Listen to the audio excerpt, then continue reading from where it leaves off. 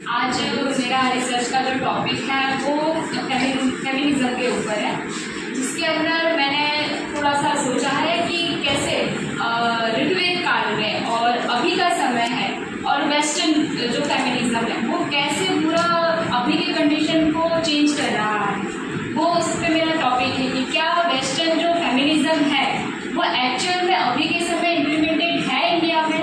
क्या हम एशियन के समय जो ऋग्वेदिक काल के अंदर जो फीमेल का रोल था, क्या उसे हम एडॉप्ट क्यों नहीं कर पाए या फिर हम क्यों नहीं ध्यान दे रहे, उसके ऊपर मेरा एक थोड़ा सा ऑब्जर्वेशन है और बुक पढ़े हैं तो उसके बेस पे मैंने थोड़ा सा एनालिसिस किया है, तो मैं प्रेजेंट कर रहा हूँ। सबसे पहले हम हिस्ट्री से शुरुआत करते हैं कि ऋग्वेदिक काल में जो फीमेल थी उनका क्या रोल रहा है, उन लोगों को एक्चुअल में कितने राइट दिए गए थे, क्या वो सच में अपनी जो स्वतंत्रता है वो अच्छे से परफॉर्म कर पा रही थी। तो पहले के समय सभी फीमेल को इक्वली राइट थे, चाहे वो सोशल हो, इकोनॉमिकल हो या फिर पॉलिटिकल, सब में वो इक्वली पार्टिसिपेट करती थी।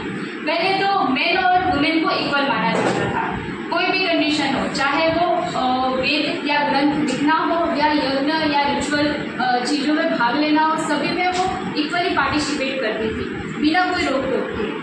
और विमेन की जो राइट है वो हम देख सकते हैं, कई सारी कहानियां हैं, जैसे कि अभी हम महाभारत रामायण का दे सकते हैं किस्सा, जिसके अंदर वुमेन को अपने हस्बैंड को चॉइस करने का ऑप्शन दिया जाता था। वरमाला की वो प्रथा चलती थी वहाँ पे। यहाँ पे अगर कोई चीज़ हम अभी इम्प्लीमेंट करते हैं तो आज के समय इंडिया में कई सारी ऐसी औरतें हैं जिसको अपने हस्बैंड को पसंद करना है ना करना उनके ऊपर रहता ही नहीं, सारा डिसीजन फैमिली के ऊपर रहता है। एक वुमेन तभी इंडिपेंडेंस कहलाएगी जो खुद का डिसीजन खुद ले सके। आज के समय में ऐसा अभी देखा नहीं जा सकता है। क्यों? क्योंकि हम लोगों ने इस प्रकार से अभी जो कल्चर बन चुका है वेस्टर्न के इन्फ्लुएंस से या बाहर के लोगों ने कुछ ऐसा किया है जिसकी वजह से आज वुमेन की कंडीशन इंडिया में कुछ हद तक सुधरी भी है और कुछ हद तक नहीं भी। तो उसके ऊपर मेरा थोड़ा रिसर्च एनालिसिस है। ऐसे कई सारे एग्जाम्पल हैं जो इंडिया में ऋग्वेदिक काल में देखा जा सकता है, जैसे कि सेक्स एजुकेशन। पहले के समय इतना ज़्यादा डेवलप माइंड था कि सभी लोगों को सेक्स एजुकेशन दिया जाता था, खुल के दिया जाता था। आप एग्जाम्पल के तौर में उसे देख सकते हैं जहाँ पे खजुराहो का मंदिर है, वहाँ पे पूरा एक एक जीवन कैसे हमारा अलग अलग स्टेजेस में है उसे अच्छे से अंकित किया गया है। इसे हम बोलते हैं एजुकेशन। क्यों उसे छुपा के नहीं रखा गया? क्यों? क्योंकि अगर हम छुपा के रखते उस समय तो वहाँ पे वो कंडीशन बन जाती कि औरतें का जो वायलेंस अभी जो क्रिएट हो रहा है किसकी वजह से हो रहा है, ये सब एजुकेशन ना होने के कारण हो रहा है। क्यों हो रहा है? क्योंकि अभी के समय आप लोग देखिए अपने स्कूल में सभी ने फेल किया होगा, जो फीमेल जो स्टूडेंट होती है, जो मेल स्टूडेंट होते हैं उन्हें अलग बिठा के या फिर जो मेल होते हैं उनको अलग कर दिया जाता है जब पीरियड्स की बात आती है। तो जब लड़कियां थोड़ा पुख्त अवस्था में आती है तब उन्हें अलग से एजुकेशन दिया जाता है, वो भी खुल के भी नहीं दिया जाता, स्कूल के अंदर भी छुपा के दिया जाता है, जिसकी वजह से हम लोग आगे सोच भी नहीं पाते हैं।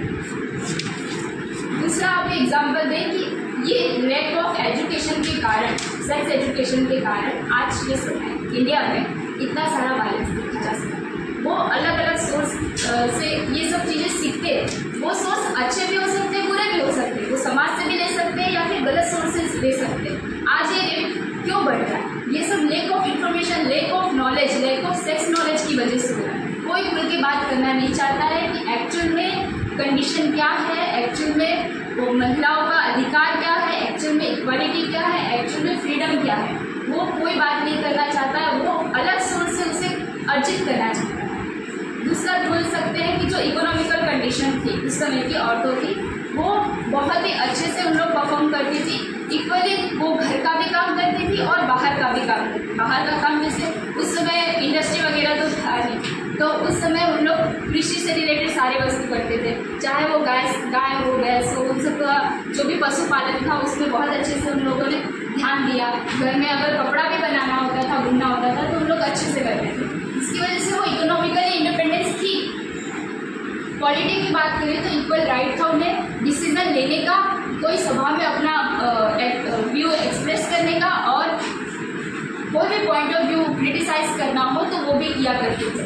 ऐसे कई सारे किस्से बने हैं जहाँ पे ऋषिकाएँ थी वो राजमहल में जाके या फिर ऋषियों के सामने एक कॉम्पिटिटर की तरह सामने आए, जैसे कि घोषा है, लोकमुद्रा है, मैत्रेय है, ये सारी ऋषिकाएँ जो है बहुत ही अच्छे। अभी हम देख सकते हैं कि कैसे कंडीशन चेंज हुआ। जैसे ही बाहर से आक्रांताओं का इंडिया में इन्वॉल्वमेंट हुआ, वैसे ही औरतों का जो कंडीशन है दिन प्रतिदिन बिगड़ता गया। एग्जाम्पल के तौर पे ले सकते हैं, जैसे मुस्लिम आए, यूनानी आए, इराक से आए, तुर्क से आए, उन लोगों ने अपने अपने कल्चर इंडिया के लोगों में थोपने लगे। जैसे ही उन लोगों का इन्वेजन हुआ इंडिया के अंदर, वो औरतों को, यहाँ की औरतों को उठा के लेके जाते थे, जिसकी वजह से यहाँ के जो पुरुष वर्ग है वो डर गए थे कि हमारी औरतों को वो लोग ले जा रहे, तो चार दीवारी के अंदर उनको बंद कर दिया जा रहा था, जिसकी वजह से वो बाहर एजुकेशन लेने नहीं जा पाती थी, बाहर इकोनॉमिकल एक्टिविटी में भी इन्वॉल्व नहीं हो पाती थी, ना ही पॉलिटिकल एक्टिविटी में। दूसरा भी एग्जाम्पल ले सकते हैं कि ये घूंघट प्रथा कहाँ से आई है। घूंघट प्रथा भी वहीं से आई है कि वहाँ के जैसे इन्वेजन हुआ, वहाँ के जो राजा महाराजा हुआ करते थे तुर्क साइड से, उन लोग महिलाओं को देख के तुरंत उठा के लेके चले जाते थे, जिसकी वजह से उनकी रक्षा के लिए यहाँ के पुरुष वर्ग ने घूंघट, उस सिचुएशन को देख के घूंघट प्रथा निकाली ताकि वो उस सिचुएशन से हैंडल किया जाए। पर अब के समय उसे कल्चर के रूप में लाया जाता है कि बड़े लोग होते हैं या फिर बड़े सास ससुर, उनके सामने हमें घूंघट लेना है। कई सारी ऐसी प्रथाएं हैं। अभी जौहर का भी वही देख सकते हैं कि वहाँ पे जैसे ही राजा का मृत्यु होता था इंडिया में, वैसे ही वहाँ की जो महारानियाँ थी उनको उठा के ले जाया जाता है। उन सबसे बचने के लिए जौहर उन लोग कूद जाती थी आग में। तो ये कंडीशन क्यों बनी गई थी? क्यों? क्योंकि बाहर से लोग आए, अपना कल्चर को पे या फिर यहाँ की जो औरतें थी उनके साथ दुर्व्यवहार किया। इसकी वजह से वो एक उस समय के सिचुएशन से बाहर निकलने के लिए कल्चर में फॉर्म हुआ, पर वो धीमे धीमे अब तक एग्जिस्ट कर रहा है। उसे हम कल्चर का नाम दे रहे हैं। कल्चर किसे कहते हैं? जो समाज उसे एक्सेप्ट कर लेता है, उसे एज अ व्यवहार की तरह समझता है।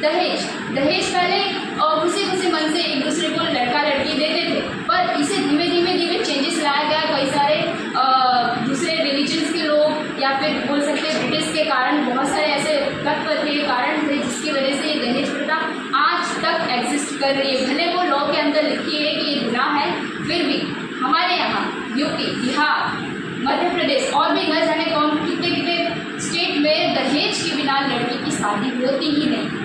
मैं खुद के घर की बात करूँ तो मेरे यहाँ तो बिल्कुल है। बोलते हैं कि सोसाइटी अगर पढ़ लिख लेगी तो वो अच्छा इंटेलेक्चुअल हो जाएगी, दहेज वगैरह नहीं, पर वहाँ पे और उल्टा है। जिसके पास जितना नॉलेज, जितनी अच्छी सरकारी नौकरी, उतना अच्छा उन लोग को दहेज मिलना चाहिए। ये उनका पॉइंट ऑफ व्यू है। ये सब कल्चर में कैसे ढलता गया? इस चीज़ से अगर हम देखते हैं, हिस्ट्री से देखते हैं, मिडावल से देखते हैं, कहाँ एक्चुअली में इंडिया में चेंज कहाँ से हुआ वो देखो। उसके बाद सोचो कि क्या अभी वो कंडीशन है कि हमें वो चीज़ इम्प्लीमेंटेड रखना है? क्या जौहर करना अभी के सिचुएशन के हिसाब से सही है? क्या सती करना अभी के हिसाब से सही है? क्या दहेज लेना अभी के हिसाब से सही है? वो सब उस कंडीशन से बाहर निकलने के लिए ऐसा सोल्यूशन उन लोगों ने सोच के कल्चर में एक्सेप्ट किया। क्यों अभी हम लोग दहेज का इतना बढ़ावा दे रहे हैं? क्यों इतना हम वेस्टर्न थिंग से हम इतना इन्फ्लुएंस हो जाते हैं? अपना वैदिक काल को क्यों नहीं देखते, जबकि उस समय इतना डेवलप माइंड था कि उसमें हर एक चीज़ के ऊपर इक्वालिटी की बात होती थी। हर, या तो वो पॉलिटिकल हो, सोशल हो, इकोनॉमिकल हो, हर चीज़ में उन लोग इक्वालिटी देखते थे। अब देखते हैं कि कैसे ब्रिटिशर ने अपना माइंड सेट के कारण यहाँ जो औरतों की कंडीशन थी इकोनॉमिकल वो और वीक कर दी। सबको पता है इंडिया में ब्रिटिशर ट्रेड करने आए थे। उनका एक ही लक्ष्य था कि हम यहाँ पर अपना बेनिफिट कमाएंगे और यहाँ से जितना हो सके उतना धन ले जाए। पर जो उनकी जो पॉलिसी थी कि जितना हो सके कच्चा माल यहाँ से ले जाना और वहाँ से फैक्ट्री में तैयार करके सस्ते माल में बेचना। पर यहाँ की जो औरतें थी जो घर में बैठ के कपड़े बुनती थी, उनको जो घर के साथ साथ बाहर का ले सकते कि इकोनॉमिकली उन लोग सपोर्ट करती थी, वो उनका जो काम है वो छूट गया क्योंकि वो कॉम्पिटिटर वो हाई हो गए। वो इंडस्ट्री से जितने भी कपड़े आते थे वो सस्ते भाव में मिलते थे, तो इंडिया के लोग बहुत खरीदते थे। बाकी जो घर के जो कुटीर उद्योग चलते थे वो बंद हो गए, वो सब टूट गए। ये सब इतना इकोनॉमिकली उनको वीक कर दिया गया कि टोटली जो वुमेन है वो डिपेंड हो गई मेन। अब की कंडीशन की बात करते हैं। हमने देख लिया वैदिक काल का, उसके बाद मिडावल काल को। अब देखते हैं कि इस समय वुमेन की कंडीशन कैसी है।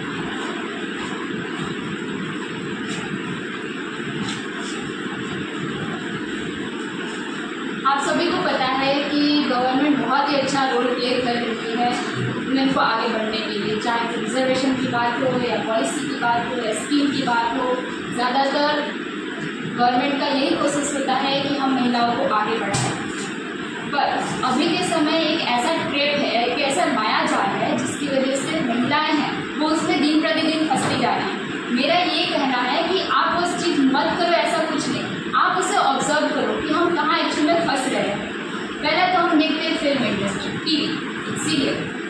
बहुत लोगों ने ऑब्जर्व किया होगा कि कितना ज़्यादातर मैं सभी फिल्मों की बात करती हूँ, ज़्यादातर फिल्मों में वुमेन्स को ऑब्जेक्टिफाई किया जाता है। बिना गाने के या बिना ऑब्जेक्टिफाई किए फिल्म कभी पूरी होती ही नहीं। आप लोग बताइए, है कि नहीं? इसके अंदर पूरा ऑब्जेक्टिफाई किया जाता है, या तो उसको इस प्रकार से दिखाया जाता है कि वो अबला नारी है। वो पूरा फिल्म में प्ले एक ही चीज़ होता है, हीरो ने विलन को मारा, हीरोइन को छुड़ा दिया। ज़्यादातर मूवी में ये होता है। मैं सभी की भी बात करूँ, कुछ होते हैं जो अच्छा इंस्पायर करते हैं, पर मैं उन मूवी की बात करूँ जिसमें इस प्रकार से शो किया जाता है। सीरियल की बात करें, मानती हूँ कि सीरियल हर एक घर में है। पहले के समय दूरदर्शन का जो प्रचलन था उस समय मैंने ऑब्जर्व किया था, मैंने उस पर रिसर्च भी की थी कि उस समय चलता क्या था एक्चुअल में। उस समय कंडीशन बहुत ख़राब थी इंडिया की, जैसे आज़ाद हुआ तो दूरदर्शन लाया गया। दूरदर्शन के ऊपर लोग ऐसी चीज़ें देखते थे जो सोशल अवेयरनेस पे काम करें और महिलाओं के रिफॉर्म की बात करें। पर जैसे जैसे सीरियल इंडस्ट्री आगे बढ़ती गई उसके अंदर अपने बेनिफिट के लिए टीवी में, सीरियल में एक ही चीज़ होता है, सास बहू या फिर उसका है, यही चीज़ होता है, इसके अलावा कुछ नहीं। और वो टोटल मेंटालिटी औरतें घर पे बैठी बैठी वही देखती है, घर के अंदर उसी प्रकार का वो ऑब्जर्वेशन करती है और उस दुनिया में जीने लगती है जिस दुनिया में वो एक्चुअल में है, और वही एक्सपेक्टेशन करती है कि मेरा पति ऐसा हो, मेरी सास ऐसी। ऐसा बहुत है, इसकी वजह से घर के अंदर इतने सारे कलेश, इतने सारे आप लोग मर्डर के केस देख रहे हैं, कहीं ना कहीं ये भी है। सब फिल्म है या फिर सीरियल है, टीवी है, न्यूज़ है, सोशल मीडिया है, ये सब के इन्फ्लुएंस के कारण ही आज इतना आप मर्डर के केस सुन रहे हो, रेप के केसेस सुन रहे हो, ये सब इसी का कारण है। सब इनडायरेक्टली सब उनको दिमाग में भरा जा रहा है, वो ट्रैप होती जा रही है कि हम एक घर में हैं, उसके अंदर हमें ये चीज़ दिखाया जा रहा है, हम उसमें खुश हैं, क्यों बाहर जाना चाहें। दूसरा है कि ब्यूटी स्टैंडर्ड आज के समय बहुत चला है। आज के समय सोशल मीडिया के अंदर ब्यूटी स्टैंडर्ड का जो प्रचलन है काफ़ी तेज चला है, खासकर कोरिया। मैंने सुना है कि वहाँ पे 50 से भी ऊपर % प्लास्टिक सर्जरी कराने के लिए अलग से लोग जाते हैं कोरिया में। अब यहाँ के कंट्री के लोग उससे इतना ज़्यादा इन्फ्लुएंस हुए हैं, जो एक्ट्रेस है उनको देख देख के हमें भी ऐसी बॉडी, हमें भी ऐसा दिखना, सबको एक जैसा दिखना चाहिए, एकदम सुंदर, एकदम परफेक्ट मॉडल। तो इसकी वजह से औरतें ज़्यादा से ज़्यादा ब्यूटी प्रोडक्ट पे खर्चा करती है, उसके अंदर और उलझती जाती है। जैसे कि उनको कपड़े की बात, लड़कों में कपड़े की वैरायटी आप लोग भी जानते हैं बहुत कम, पर औरतों में देखो पैर के पायल से लेके कान के झुमके तक इतनी वैरायटी जो आपने कभी देखी भी नहीं। हर कंपनी चाहती है कि मेरी कंपनी का वो प्रोडक्ट यूज़ करे, और वो ऐसा बनाना ही चाहिए।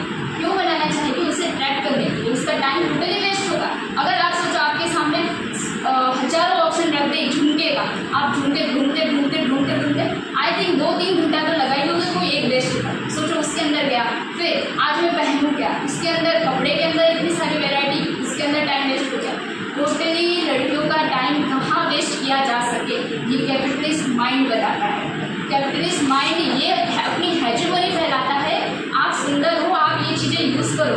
औरतें उसमें और खुश हो जाती हैं कि हम सुंदर है, हमें ये चीज़ मिल रही है, तो क्यों ना हमें उसका और यूज़ किया जाए। जहाँ पे आपको इंस्पिरेशन मिलता है, जो सपोर्ट मिलता है, वहाँ पे आप वर्क करने लग जाते हो। अगर औरतें इस चीज़ को ऑब्जर्व करें कि हमें कहाँ पे ध्यान देना चाहिए और कहाँ पे नहीं, इस प्रकार से हमें फंसाया जा रहा है। अभी इसकी बात करें कि औरतें रॉन्ग डायरेक्शन में भी जा रही है और कई सारी औरतें राइट डायरेक्शन में जा रही है। आप लोगों ने देखा होगा कई सारी ऐसी औरतें होती हैं जो इंटेलेक्चुअल बात करती है, टीवी पे भी आती है, यूट्यूब का उनका अलग से चैनल होता है, पर उनके जो व्यू, सब्सक्राइबर, शेयर वगैरह आप देख सकते हो। और जो अलग से जो ब्यूटी कंटेंट या फिर ब्यूटी स्टैंडर्ड की बात कर रही हो या डांस वगैरह की बात, उसके सब्सक्राइबर देखना और उसके फॉलोवर्स देखना, उन सब से तो बहुत ही ज़्यादा होते हैं। तो सपोर्ट कौन कर रहा है? सोसाइटी कर रही है। सोसाइटी ही नहीं कि आप कोई इंटेलेक्चुअल बात करें, ये कहाँ से इन्फ्लुएंस हुआ? वेस्टर्न से इन्फ्लुएंस हुआ, कैपिटलिस्ट माइंडसेट से इन्फ्लुएंस हुआ है। इंडिया में आज हम देख रहे हैं कि कैसे बोलते हैं, कई लड़कियां बोलती हैं, मैं लड़कियों के बिल्कुल खिलाफ नहीं हूँ, पर कई लड़कियां ऐसा बोलती हैं कि मेरी बॉडी, मेरा चॉइस, मैं जैसे कपड़े पहनूं, मेरी फ्रीडम है। ये सब चीज़ें कहाँ से आ रही है? ये सब वेस्ट से आ रही है। इंडिया में वुमेन एम्पावरमेंट किसे बुलाया गया कि आप इंटेलेक्चुअली सोचो, तर्क रखो, अपना जो बुद्धि है उसे बढ़ाओ, अपनी चेतना को बढ़ाओ। वैदिक काल में सबसे ज़्यादा काम किससे किया गया? आपकी बुद्धि, आपकी चेतना के ऊपर, आपकी बॉडी के ऊपर है। आप जितना अपनी बॉडी के ऊपर ध्यान दोगी, लोग उससे वही चाहेंगे कि आप बॉडी की तरह ही आपको ट्रीट करेंगे। एज ए ह्यूमन बीइंग तो कभी ट्रीट ही नहीं किया वेस्टर्न माइंड सेट के कारण। अब मैं वेस्टर्न माइंड को इतना क्यों क्रिटिसाइज कर रही हूँ? क्योंकि वो चीज़ हमारे में इम्प्लीमेंटेड ही नहीं है। आप वेस्टर्न जो फेमिनिज्म है वो क्या कहता है कि वेस्ट के अंदर जिस प्रकार से महिलाओं के साथ दुर्दशा हुई थी, उस हिसाब से उनके थॉट्स निकलने, उस प्रकार से उनके जो रिफॉर्म की बात हुई उन पे इम्प्लीमेंटेड है, नो डाउट। बट वो चीज़ हम अपने पे इम्प्लीमेंट कर लें, ये तो सही नहीं है। अगर वो कपड़ा उसके ऊपर अच्छा लगता है तो क्या ज़रूरी है कि वो चीज़ मेरे में फिट आएगी, मेरे में अच्छा लगेगा? नहीं लगेगा। ये भी हो सकता है। तो आप उसे जानिए कि हमारे अंदर पहले से क्या चीज़ें, उसे खोल के निकालिए कि पहले से तो इम्प्लीमेंट थी पर अभी भी है, क्यों हम उसको डायरेक्ट इन्फ्लुएंस हो जाते हैं। वहाँ के जो थॉट थे फेमिनिज्म फीमेल की बात तो करते हैं, पर उसके अंदर ये नहीं बोलता है कि महिलाएं ऊपर है और आदमी वर्ग नीचे। वो ये बोलता है कि इक्वल हमें अपॉर्चुनिटी चाहिए, इक्वल हमें जस्टिस चाहिए। ये बात करता है फेमिनिज्म। ये नहीं बोलता है, एक नारीवाद इसकी बात करता है। और जब ये पैट्रियार्कल सोसाइटी है, इसके टोटली खिलाफ हो जाता है अलग अलग फेज के अंदर। पहले फेज में ये बताया जाता है कि हमारी सोसाइटी है वो लिबरल है, इसके अंदर जो गवर्नमेंट है उसे अच्छे से महिलाओं को आगे बढ़ाने के लिए एफर्ट डालने चाहिए। इसके अंदर क्रिटिसाइज नहीं करती है फेमिनिज्म। जैसे ही सेकेंड फेज आता है रेडिकल, इसके अंदर वो मान बैठती है कि जो स्टेट है वो पैट्रियार्कल है, वो हमारा एक्सप्लॉयटेशन नहीं करेगी, हमें ट्रैप नहीं फंसाएगी। तो हमें एक ही काम करना है, हमें रिवोल्यूशन करना है, हमें पैट्रियार्कल को खत्म करना है। उनका कहना है, मैं वेस्टर्न की बात करूँ, वो कहती हैं कि सबसे ज़्यादा महिलाओं को बंधन में रखने वाली एक ही यूनिट क्या? फैमिली। सोचो अगर फैमिली यूनिट बंधन है उनके लिए, तो वो चीज़ हम इंडिया में इम्प्लीमेंट करेंगे तो क्या वो सही है? इंडिया में अगर हम ऐसा सोचते हैं कि हमारे लिए बंधन फैमिली है, तो क्या ये सोसाइटी बन पाएगी? सोसाइटी के अंदर क्या होता है? सोसाइटी के अंदर एक औरत होती है, उसके इर्द गिर्द इतने सारे संबंध होते हैं, एक पत्नी की तरह, एक बहन की तरह, एक माँ की तरह, एक भाभी की तरह। उससे पूरा एक छोटा सा फैमिली बनता है, उससे जॉइंट फैमिली होता है। पर ये चीज़ वहाँ नहीं है जॉइंट फैमिली का कल्चर। वो अपने हिसाब से सही है, पर हम अपने हिसाब से सही। अगर हम वो चीज़ को यहाँ इम्प्लीमेंट करते गए तो हमारी जो जॉइंट फैमिली का कल्चर है वो टूट रहा है। न्यूक्लियर फैमिली का कॉन्सेप्ट कहाँ से आ रहा है? लिविंग रिलेशन का कॉन्सेप्ट कहाँ से आ रहा है? वहीं से आ रहा है सर। इसके कारण ही वो सब आज के समय जो आप लोग सोचते जनरलाइज कर देते हो, अभी रघुवंशी का केस आया था उसका भी आप लोग जनरलाइज कर देते हो कि औरतें ऐसी ही होती है। नहीं, वो चीज़ उनको इन्फ्लुएंस की है, इसलिए कुछ कैटेगरी की औरत ऐसा कर बैठती है। हम तुरंत सबको ब्लेम नहीं डाल सकते, चाहे वो आदमी वर्ग हो या फिर औरत वर्ग हो, सबको हमें इक्वली पूरक की तरह यूज़ करें। उन लोगों ने बोल दिया कि हमें अपने क्या बोलते हैं, माँ का दर्जा हमें नहीं चाहिए, औरतों को आदमियों की ज़रूरत नहीं है। वेस्टर्न बोलती है कि हमें और आदमियों की ज़रूरत है। क्या पॉसिबल है? नेचर ने ऐसा किया? अगर ऐसा किया होता तो क्यों इन्हें फीमेल का ही रचना करता, क्यों मेल का किया? आखिर नेचर ने ऐसा क्यों पर्पस है? नेचर ने सब में डिफरेंसेस रखा है, पर ह्यूमन बीइंग ने उसमें पार्शियलिटी इन्वर्ट कर दी, भेदभाव कर दिया है। इंडिया के अंदर या फिर कोई भी और भी कंट्री की बात करें, या छोटे छोटे जीव हो, जंतु हो, ह्यूमन बीइंग हो, सबके अंदर भेद है, कोई इसे इक्वल कर ही नहीं सकता। पर जो ह्यूमन बीइंग है वो क्या किया है, आज उसे भेदभाव में कन्वर्ट करके उसे इनइक्वालिटी में ला दिया है। इनइक्वालिटी जो आप सब देखते हैं, हायरार्की जो आप सब देखते हैं, एक के बाद उसी स्टेज पे होना चाहिए। सबसे हाईएस्ट पोजीशन पे कौन होना चाहिए? पुलिस बल होना चाहिए, ऐसा माना जाता है। लोग कौन रहेगा? औरतें रहेंगी। जितना पावर होगा जिसके पास वो सबसे हाईएस्ट पोजीशन में जाए, ऐसा वो पैट्रियार्कल सोसाइटी मान बैठती है। इस प्रकार से हम देख सकते हैं कि कैसे हम वेस्टर्न थिंग को डायरेक्ट इंडिया में इम्प्लीमेंट कर ही नहीं सकते हैं। आप जितना भी चाहो। हाँ, एक चीज़ है कि कुछ ऐसे कॉन्सेप्ट है जो इंडिया में भी इम्प्लीमेंटेड है और दूसरे कंट्री में भी इम्प्लीमेंटेड है, जैसे कि पर्सनल इज पब्लिक। अब बताइए कि महिलाओं की जो पर्सनल चीज़ें हैं, जैसे कि ये कल्चर में आया था सती प्रथा, वो पहले घर के अंदर हुआ करता था, वो बाहर पब्लिक आया नहीं था, तो सॉल्व नहीं हो पाया। जैसे अभी पीरियड्स की बात आ रही है, वो अब सब गवर्नमेंट तक उस पर काम कर रही है। ये सब चीज़ें क्या है, लड़कियों की पर्सनल है, पर वो दिक्कत है। अभी भी घर में ऐसा किस्सा बना है जहाँ पे भाई ने अपनी बहन को मार दिया, किस लिए? क्योंकि उसको पीरियड्स आ रहे हैं, उस भाई को पता नहीं है कि भाई इसको पीरियड्स आ रहे हैं, और उसको लगा उसकी वर्जिनिटी लॉस हो गई, तो उसने उसकी इज्जत अपनी खुद की समाज में इज्जत रखने के लिए उसने उसका मर्डर कर दिया। ये लैक ऑफ नॉलेज बता रहा है कि भाई आपको उसके बारे में पता नहीं है और आप तुरंत उस पर एक्शन ले लेते हैं। तो मेरा ये कहना है कि वेस्टर्न चीज़ जो होती है उससे डायरेक्ट इम्प्लीमेंट ना करके उससे सोचिए, हमारे जो एशियन में टाइम में थे उससे सोचिए, अभी के बारे में सोचिए और उसके बाद सोल्यूशन निकालने का कोशिश कीजिए।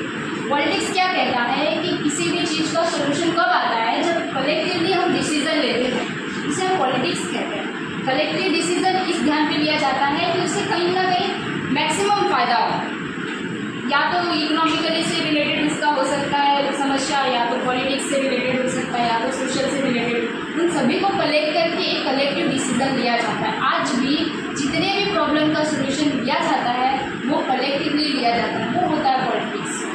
तो महिलाओं की जो समस्या है, अगर पब्लिक नहीं आती, पब्लिक यानी समाज के अंदर नहीं आती, सोसाइटी में नहीं आती, स्टेट के सामने नहीं आती, तो क्या गवर्नमेंट हमारे लिए, हम महिलाओं के लिए इतना एफर्ट डाल पाता, इतनी सारी स्कीमें ला पाता कि एक्चुअली में ज़रूरत क्या है उनको? गर्भवती होती तब से लेके छोटी जन्म लेती तब से लेके बूढ़े तक का गवर्नमेंट ने स्कीमें इतनी सारी डाली है महिलाओं के लिए, और एक एक चीज़ के लिए गवर्नमेंट ने, इंडियन गवर्नमेंट ने बहुत ही ज़्यादा इन्वेस्ट किया है ताकि वुमेन एम्पावर हो सके। क्या मेरा एक और टॉपिक रहेगा कि क्या सच में इंडिया में जितना पॉलिसी गवर्नमेंट ने प्रोवाइड की है, जितना स्कीमें उनके लिए बनाया है और रिजर्वेशन रखा है, वो उस महिलाओं तक पहुंच रहा है कि नहीं पहुंच रहा है, वो मेरा ऑब्जर्वेशन रहेगा। बाकी और क्या ये इंडिया ही है जो इतना एफर्ट डाल रहा है, क्या और कंट्री है? हम बोलते हैं कि वेस्टर्न बहुत मॉडर्न है, बहुत मॉडर्न है। मुझे बताइए अमेरिका में राष्ट्रपति महिला आज तक क्यों नहीं?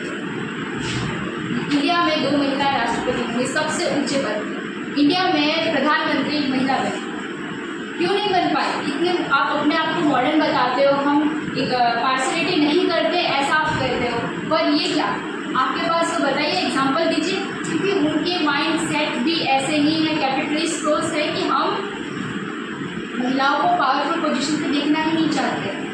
वहाँ का एक महिला का मैंने इंटरव्यू सुना, वो बता रही थी कि मैं मिलिट्री में सबसे हाईएस्ट पोजीशन पे पहुँचने वाली थी, पर मुझे इसलिए नहीं बिठाया गया बिकॉज आई एम वुमेन, ये कह के उसे नहीं बिठाया। पेट्रियार्कल सोच भी ऐसी है जो महिलाओं को बहुत रिस्ट्रिक्ट करती है आगे बढ़ने से, और इंडिया में हम डायरेक्ट किसी चीज़ से इन्फ्लुएंस होने से अच्छा है हम उसके ऊपर ध्यान दें कि एक्चुअल में कितना हमारे लिए सही है, कितना हमारे लिए गलत है, और हमें जो गवर्नमेंट प्रोवाइड कर रही है वो सच में हमारे इम्प्रूवमेंट के लिए कर रही है, तो हमें कितना अपना एफर्ट डालना चाहिए। तो ये सब थोड़ा एरिया में